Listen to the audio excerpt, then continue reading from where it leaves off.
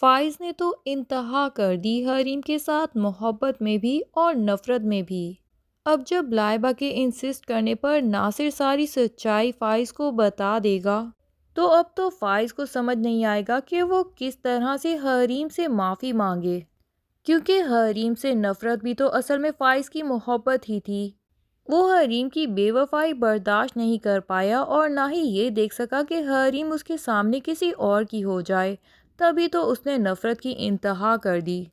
اب وہ حریم کے پاس جا کے معافیاں تو مانگے گا، لیکن حریم کہے گی کہ فائز صاحب میں نے آپ کو کب کا معاف کر دیا اور میں کوئی بھی بات دل میں نہیں رکھتی، لیکن اب میں آپ کے ساتھ زندگی گزارنے کا فیصلہ نہیں کر سکتی۔ لیکن فائز بھی بہت جذباتی انسان ہے، وہ پسٹل لے کے حریم کے پاس چلا جائے گا اور اسے کہے گا کہ اب میری زندگی اور موت تمہارے ہاتھ میں ہے، تم چاہو تو میرا ہاتھ تھام کے مجھے میری زندگی واپس لوٹا دو،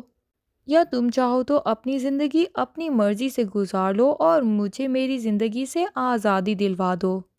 حریم دل برداشتہ تو بہت ہو چکی ہے اور اب مدثر کے لیے سافٹ کارنر بھی اس کے دل میں پیدا ہو چکا تھا،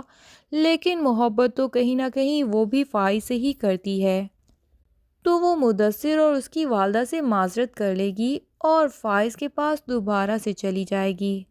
اب کیونکہ مدثر اپنی ماں کی حقیقت بھی جان چکا ہے تو وہ حریم کے ساتھ زندگی میں دوبارہ کوئی ناانصافی ہونے ہی نہیں دے گا، اور اس طرح ڈرامے کی ہیپی اینڈنگ ہو جائے گی۔ آپ کو ڈرامے کی آخری قسط کیسی لگی یہ کمنٹس میں لازمی بتائیے گا، اور اگر آپ چینل پر نئے ہیں تو چینل کو سبسکرائب کرنا نہ بھولیے۔ تھینک یو، اللہ حافظ۔